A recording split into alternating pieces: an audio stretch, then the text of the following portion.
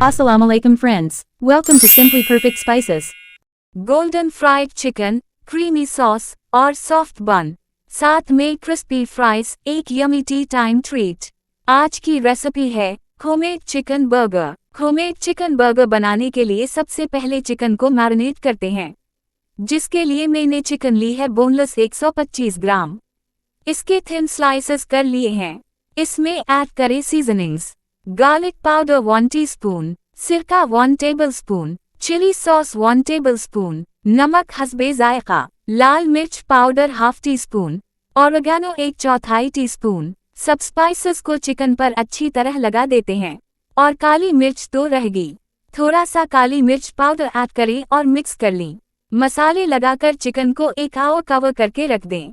Fry करने से पहले मैंने उसमें ऐड किया मैदा 1½ टेबलस्पून्स और कॉर्नफ्लावर 1 टेबलस्पून। मिक्स किया और अब चिकन के पीस को पानी में डीप करेंगे। फिर ड्राई फ्लावर में कोट करेंगे और दबा दबा कर अच्छी तरह मैदा लगाएंगे हर तरफ।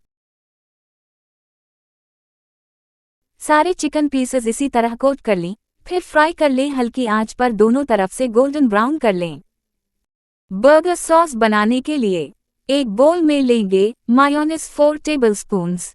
इसमें मैंने ऐड किया केचप 1 टेबलस्पून और chilli garlic sauce 3 tablespoons.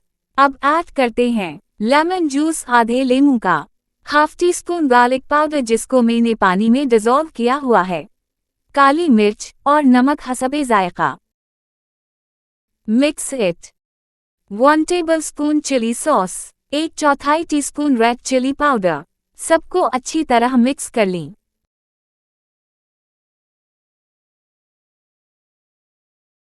Burger बनाने के लिए सबसे पहले बन की दोनों साइड्स को हल्का सा सेक लें। अब बर्गर सॉस बन के दोनों हिस्सों पर जेनरस अमाउंट में लगाएं। इसके बाद सैलड लीफ रखें। फिर क्रिस्पी फ्राइड चिकन रखें। ऊपर से चीज स्लाइस रखकर बन से कवर कर दें। आपका होममेड चिकन बर्गर तैयार है।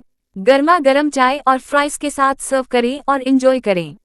Homemade chicken burger is ready to serve and enjoy.